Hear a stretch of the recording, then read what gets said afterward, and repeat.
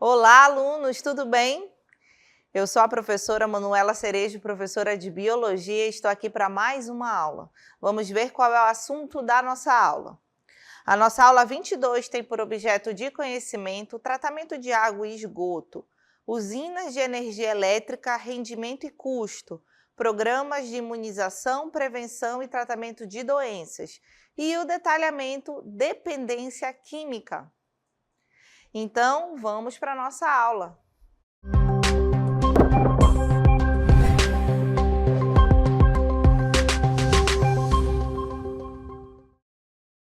E vamos iniciar a nossa aula falando sobre dependência química. Quando a gente para pensar só na palavra dependência, já é algo que não é bom, né? Você ser dependente de algo, estar sujeito a algo, subordinado a algo, certo? E quando a gente fala em dependência química, essa dependência a gente está relacionando com drogas, né? Sejam elas drogas lícitas ou ilícitas, como vocês podem observar aqui na nossa imagem. E é sobre isso, sobre a dependência química e a diferença entre esses tipos de drogas que nós vamos abordar na nossa aula. Então, primeiramente, vamos definir o que é dependência química. É uma condição crônica e progressiva caracterizada pelo uso compulsivo de uma substância psicoativa, apesar das consequências negativas que ela provoca. Então, a dependência química envolve uma necessidade física e psicológica. A gente está falando de uma doença psicológica, uma dependência psicológica, de continuar usando a substância para alcançar efeitos desejados ou evitar sintomas da abstinência. Então, a pessoa quando está dependente, é muito difícil ela superar essa dependência por conta dessa necessidade que o corpo tem, que o psicológico da pessoa envia a mensagem que ela necessita daquela substância, certo? E aí, isso é ser dependente, é não conseguir estar bem no dia a dia, fazer suas atividades normalmente, porque a pessoa está ali pensando que precisa consumir aquela substância, certo? Então, aquele consumo que se torna quase que diário, um consumo obsessivo, um consumo com muita frequência e por muito tempo, já é uma dependência química. E é por isso que as pessoas precisam entender bem o conceito, porque às vezes as pessoas já estão num quadro de dependente, mas não conseguem se identificar como, né? As pessoas acham que com elas não vai acontecer isso, que elas podem consumir, que elas podem utilizar aquela substância à vontade, mas com ela não vai se tornar dependente, e não é assim, sabe? Então, é por isso que é tão importante a gente ter noção do que é ser dependente químico e conhecer essas substâncias que podem levar à dependência, certo? Então, vamos aí para o uso de substâncias, né? Então, o que é o uso de substâncias? Refere-se ao consumo controlado e esporádico de uma substância psicoativa, seja ela legal quando a gente fala lícita, né, que as pessoas podem adquirir facilmente, né, como álcool e medicamentos, ou ilegal, como as drogas recreativas. O uso dessas substâncias pode ser social, quando as pessoas estão lá com os amigos, num bar, na balada, um começa a utilizar, o outro vai utilizar também, né? Então, a gente tem aí o social recreativo, basicamente isso, né? Um encontro ali de pessoas que estão ali se confraternizando e acabam fazendo uso de algum tipo de substância. mas também pode ser terapêutico. E aí é importante a gente diferenciar, a gente citar a questão dos medicamentos. Porque os medicamentos, eles são substâncias que precisam ser tomadas da maneira correta que o médico passou, pelo tempo correto que ele passou, certo?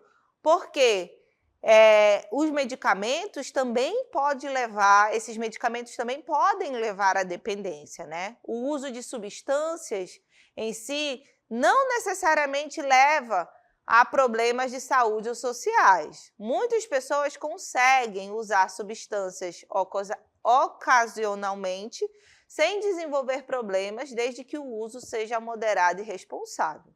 Então, aqui a gente está se referindo às pessoas que bebem numa comemoração esporádica, né, da comemoração do trabalho, no evento social da família, mas que não é dependente dessa substância. A mesma coisa a gente diz para o medicamento. A pessoa que faz o uso do medicamento, ela precisa utilizar aquele medicamento pelo tempo correto que o médico passou, né, e aquele determinado medicamento. Não simplesmente, eu estou me sentindo muito ansiosa e eu vou ali comprar o remédio tal que eu já tomei uma vez e aquilo vai fazer bem para mim. Não é desse jeito. Por quê? Medicamento, remédio que a gente compra na farmácia também pode levar ao uso obsessivo que pode causar aí uma dependência química. Então é por isso que é importante ter cuidado e saber o que você está ingerindo, certo? Então vamos aí para o abuso de substâncias, né? Então a gente fala em abuso de substâncias quando nós temos aí essa substância sendo utilizada de forma excessiva, de uma maneira inadequada, levando a consequências negativas na vida da pessoa. Então, quando aquilo deixa de ser recreativo, quando aquilo deixa de ser social, que a pessoa utilizava pouco, mas começou a utilizar muito, excessivamente, e ali já está causando problemas para a sua vida familiar, para o seu trabalho, aí é o momento da atenção, né? Aí já tem um abuso de substâncias, aí é preciso ter cuidado, porque esse abuso pode resultar em prejuízos no funcionamento cotidiano, como no desempenho do trabalho. Então, pode causar, né, problemas tanto no trabalho quanto nos estudos e ainda nas relações pessoais, né? Então, aquelas pessoas acabam gerando problemas que não existiam e levando esses problemas aí para o seu trabalho, para a sua família, o que com certeza é algo muito negativo. E aí é importante, gente, esse momento de atenção, porque as pessoas dificilmente elas se identificam no momento perigoso. As pessoas, elas dificilmente vão pedir ajuda, certo? No primeiro momento, isso é muito difícil de ocorrer. Então, é muito importante saber o que é dependência química e o que pode causar, que é justamente para evitar esses problemas que podem ocorrer, né? Então, quando a gente fala em abuso de substâncias, isso pode incluir o uso em quantidades maiores do que foi planejado, né? E em situações inadequadas, como no trabalho ou antes de dirigir. Então, a pessoa acaba levando aquela substância e utilizando no trabalho, e isso pode complicar a sua situação, né? Ou também quando o uso começa a causar problemas na sua saúde, né? E socialmente também. O abuso ele pode também levar a danos na saúde física e mental, como também causar aí comportamentos de riscos.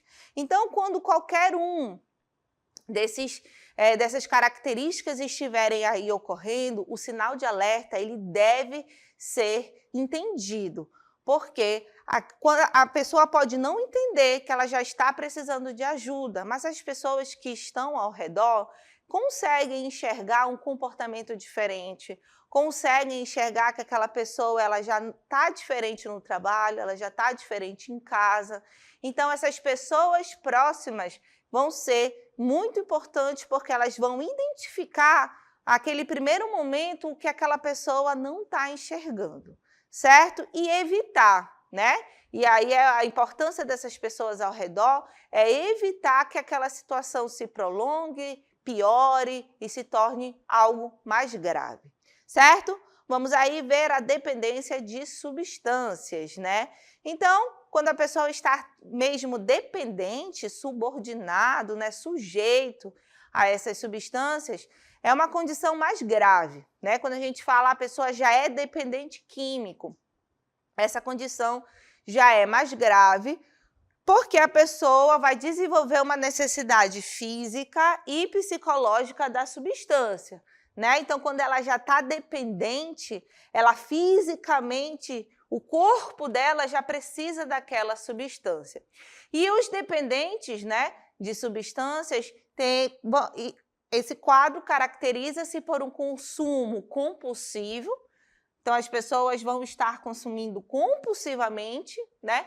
Mesmo diante de consequências negativas significativas. Isso aqui é muito importante. Mesmo vivendo consequências negativas significativas, mesmo a pessoa vivendo a pessoa percebendo que está ruim no seu trabalho, que está ruim na sua família, continua o uso compulsivo dessas substâncias.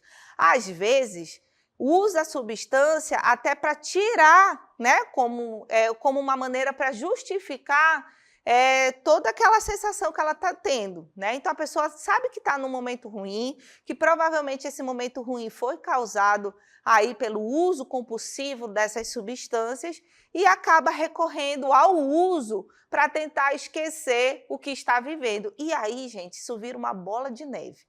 E aí é o grande problema, porque a dependência se torna cada vez maior. E a gente sabe também que existem vários tipos de drogas. Então, às vezes, a pessoa começa com uma droga, vamos dizer assim, não muito forte, que não existe isso, né?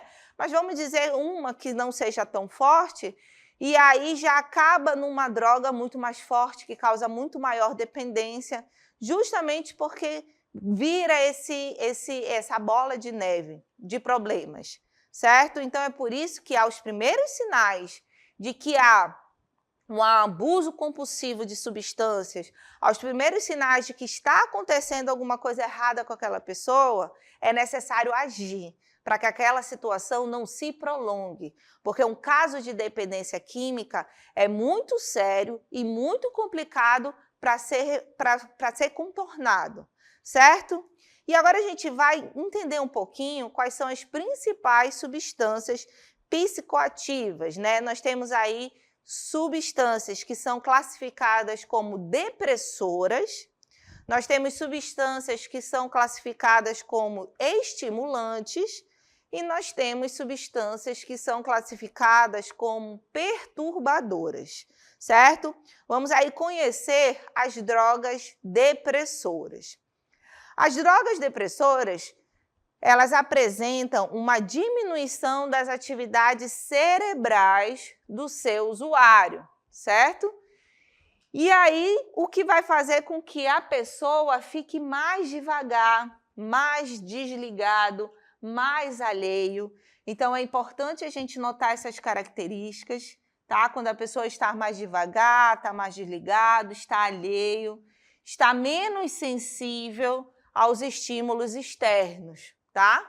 Algumas delas são. Então, quais são essas drogas depressoras? Nós temos aí o álcool, soníferos, ansiolíticos, medicamentos utilizados para tratar a ansiedade, antidepressivos, que são os medicamentos utilizados para tratar depressão, e heroína e morfina, que são aí drogas que são classificadas como mais fortes, mas a morfina, por exemplo, ela é muito utilizada no tratamento de dor, né, para fazer com que a pessoa, vamos dizer assim, no estado terminal de uma doença, ela sinta menos dor, né? Então, mas por ser uma droga, pode causar dependência, e aí toda dependência é ruim, né?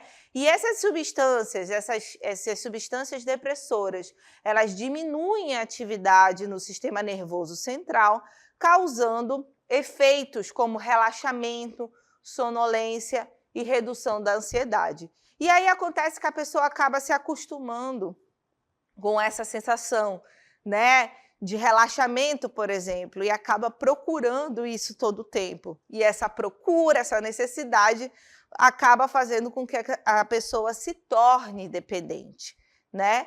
Vamos agora ver um pouquinho dos opioides, né? Nós temos aí que são derivados da papoula, do ópio, ou sintetizados artificialmente.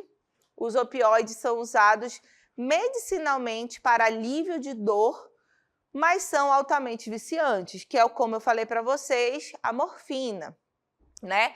A heroína, ela já é bem industrializada, bem sintetizada, né? Mas a morfina é um caso, a morfina é um exemplo muito comum de medicamento, né, utilizado aí na medicina, que a pessoa passou por uma situação, vamos dizer assim, uma cirurgia, e aí aquilo causou muita dor e ela começou a usar morfina, sendo que se não houver o desmame necessário, como é dito, né, o desmame é a retirada desse medicamento devagar, para que o corpo não sinta tanto, essa pessoa pode se tornar dependente de morfina. Então, é preciso ter cuidado ao utilizar esses medicamentos. E morfina, por exemplo, é um tipo de medicamento que a gente só vai ver no hospital sendo prescrito pelos médicos, né? A morfina é usada medicinalmente, enquanto que a heroína é uma droga ilícita altamente viciante. Ambas causam intenso prazer e relaxamento, mas também tem alto potencial de overdose. E aí, quando a gente fala em overdose, a gente fala em alto risco da pessoa morrer pelo consumo, pelo grande consumo de substâncias como essas, né? Como morfina, como heroína, que pode causar aí, pode levar a pessoa à morte, certo? Falamos das drogas depressoras e agora nós vamos ver as estimulantes, né? As drogas estimulantes são substâncias que aumentam a atividade cerebral, uma vez que imitam ou cooperam com os neurotransmissores estimulantes do organismo, do indivíduo, como a epinefrina e a dopamina. O que isso quer dizer? Que essas drogas vão deixar a pessoa mais agitada, vão deixar a pessoa ligada, sabe? Naquela característica assim, muito agitada, muito ligada. Esse tipo de droga é o que a gente chama de droga estimulante. E que drogas são essas? Aí nós temos a nicotina, a cafeína. Cafeína, gente, presente no café, que a gente toma todo dia, pode gerar dependência. Anfetamina, cocaína, crack, merla são exemplos aí de drogas estimulantes. Essas drogas estimulantes, elas dão uma sensação de alerta, de disposição e resistência, mas quando os efeitos estão passando, a pessoa sente um cansaço, sente indisposição e até mesmo depressão devido à sobrecarga que o organismo se expôs. Ou seja, ficou muito elétrico, ficou muito agitado, gastou muita energia. Quando passa o efeito da droga, o corpo sente, certo?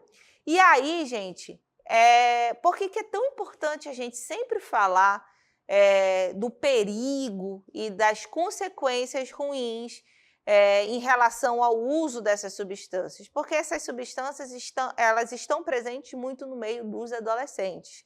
E para isso, segue aí um alerta do Ministério da Saúde. Saúde Brasil apresenta 5 dicas para conscientizar os jovens sobre os riscos do cigarro. Os jovens são muito vulneráveis às mudanças do mundo e querem mais experimentar. Mas quando o assunto é cigarro, não vale a pena. Vamos às 5 dicas? Dica 1. A maioria dos fumantes começa na adolescência. Portanto, converse com o jovem o quanto antes, pois o melhor é evitar o primeiro cigarro. Dica 2. Se o jovem já fuma, descubra os motivos e trabalhe formas de apoiá-lo a parar de fumar. Geralmente, os adolescentes começam por curiosidade e recreação, influenciados por amigos e ídolos. Dica 3. Assim como os adultos, os adolescentes também recorrem aos cigarros quando passam por situações desagradáveis. Nessas horas, o apoio familiar é ainda mais importante. Dica 4. Locais que lembram o cigarro são gatilhos que devem ser evitados. Troque bares, baladas e até festinhas de amigos fumantes por momentos de atividade física, por exemplo. Dica 5. Não deixe o adolescente cair em modismos. Uma sessão de narguile pode ser o mesmo que fumar mais de 100 cigarros. E os cigarros eletrônicos também causam dependência e fazem muito mal à saúde. Lembre-se, os jovens não precisam do cigarro para se sentirem bem. Para saber mais, acesse o site www.gov.br/saúde/Saúde Brasil. Então, vocês puderam ver aí o perigo do cigarro, né? É interessante a gente pensar que, algum tempo atrás, o cigarro era muito moda. Algum tempo, eu digo assim, há 50, há 40 anos atrás, era muito comum os jovens utilizarem cigarro até dentro da sala de aula. Se você conversar com alguém mais velho, era normal todo mundo ver, todos fumarem. Hoje, a gente já sente muita diferença, né? Porque hoje existem ambientes para os fumantes. Naquela época não existia isso. A pessoa podia fumar do seu lado, e independente se você queria estar fumando ali passivamente ou não, certo? Então, antigamente, era muito comum isso, porque o cigarro era muito estimulado até na televisão, nos filmes internacionais que as pessoas assistiam. Então, eram atores e atrizes bonitas que estavam fumando, e as pessoas, os jovens daquela época, faziam isso também. Essas pessoas, esses jovens de 40 a 50 anos atrás, por muito tempo, foram dependentes do cigarro. Muitos morreram em consequências do uso abusivo do cigarro, por conta da nicotina, de todas as substâncias ruins que tem dentro do cigarro, certo? Com certeza tiveram o seu pulmão comprometido aí por esse uso prolongado do cigarro. Já agora, já recente, vamos falar aí de uns década de 90 para cá, já começou a ter uma educação em relação às consequências que o cigarro poderia causar. E isso começou quando os cigarros, as carteiras de cigarro, apareciam as imagens das pessoas morrendo. Aquilo dali era para que a pessoa pegasse a carteira e parasse de fumar. Antigamente não existia, mas depois que todas as consequências foram estudadas e apresentadas, e depois que todo mundo viu que o quanto que aquilo era ruim para a sociedade em geral, foi necessário tomar uma atitude uma atitude assim, nesse nível, né, de botar imagens de pessoas com pulmão lá, todo ruim, para que as pessoas se tocassem que aquele hábito era ruim, que aquela dependência era ruim, não só para ela, mas para as pessoas que estavam ao redor. Porque por mais que você não fume, se você convive com alguém que fuma diariamente, você é um fumante passivo. Você pode ter problemas de saúde como aquela pessoa que fuma também. Para tentar resolver essa situação das pessoas pararem de fumar, criaram o cigarro eletrônico, mas no primeiro momento o cigarro eletrônico a intenção dele era fazer com que as pessoas diminuíssem a quantidade de nicotina até parar de fumar. Sendo que o que aconteceu? As pessoas se tornaram dependentes do cigarro eletrônico, né? E aí começaram a utilizar esse cigarro eletrônico, vape, como chamam, de maneira errada. E hoje, gente, nós temos um grande problema de jovens dependentes do cigarro eletrônico. E para explicar para vocês a diferença entre o cigarro comum e o cigarro eletrônico, eu pedi para a professora Cris, de Química, explicar um pouquinho para vocês. Olá, alunos! Eu sou a professora Cristiane Marques, sou professora de Química e estou aqui para falar sobre o cigarro e o cigarro eletrônico, mais conhecido popularmente como vape. Vamos começar com o cigarro. O cigarro, ele é um cilindro de papel que contém tabaco bem picadinho ali dentro, sendo que esse tabaco contém cerca de 250 substâncias ali que podem causar mais ou menos 50 tipos de doenças diferentes, né?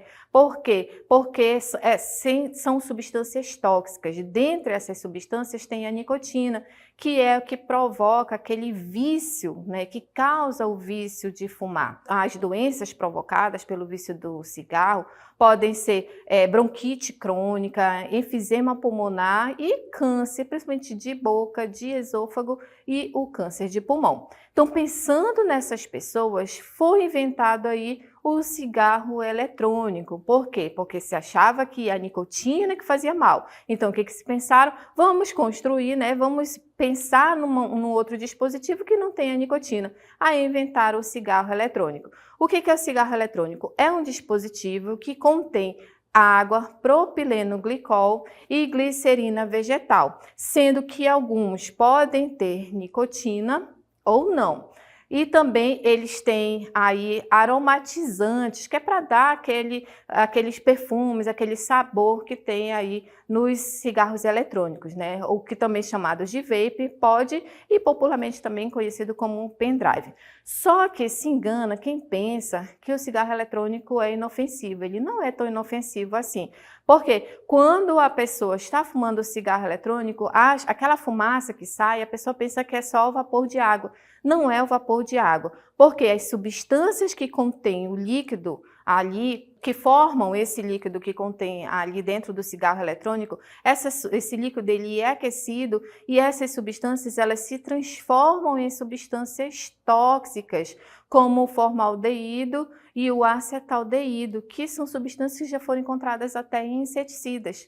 Então, o cigarro eletrônico, quando aquela fumaça você fuma e tem aquela fumaça é uma suspensão que tem pequenas partículas sólidas bem dissolvidas ali, bem pequenininhas, que vão para o pulmão, causando ali uma doença conhecida como EVALI, que é a doença que é provocada por causa desses dispositivos eletrônicos. Tem afetado principalmente o público jovem, cerca de mais ou menos de 18 a 24 anos, que são as pessoas que mais consomem esse tipo de dispositivo, esse tipo de cigarro eletrônico. No Brasil, o cigarro eletrônico, ele é proibido, não só no Brasil, cerca de mais ou menos 31 países, proibido pela Anvisa, e como ele não tem uma regulamentação, consequentemente não tem uma fiscalização. Por isso que muitas pessoas fazem uso desse dispositivo de maneira ilegal. Então, o problema é também a longo prazo para a sua saúde.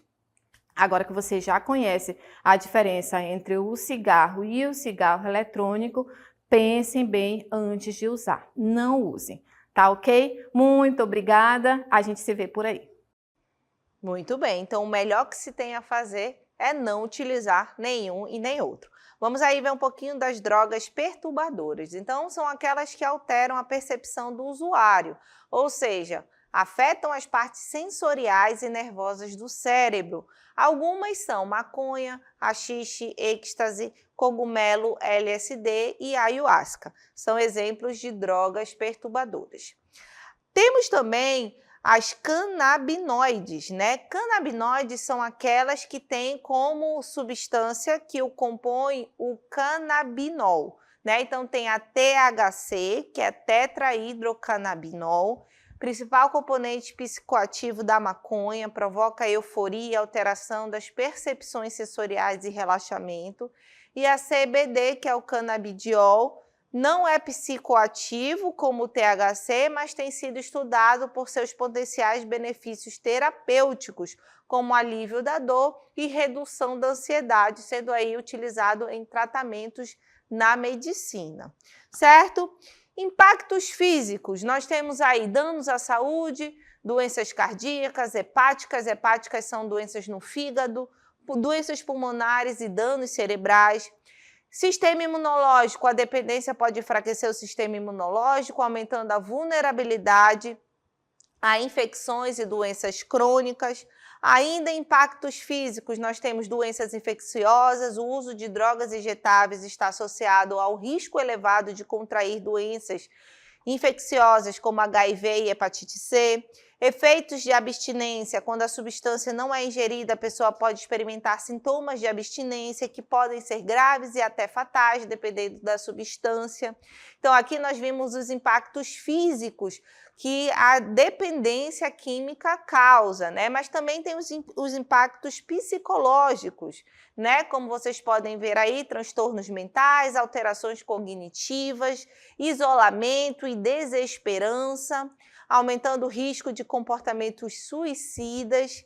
Temos impactos sociais, quando isso interfere nas relações familiares, causa problema no trabalho e na educação, e também pode levar a comportamentos criminosos. Temos ainda impactos econômicos, que são os custos pessoais, a pessoa passa a gastar muito dinheiro para manter aquele vício, aquela dependência, custos para a sociedade, tentar cuidar dessa pessoa, gasta dinheiro para a sociedade, criando centros de reabilitação, por exemplo, e quando isso não ocorre, pode causar aí desigualdade e exclusão social.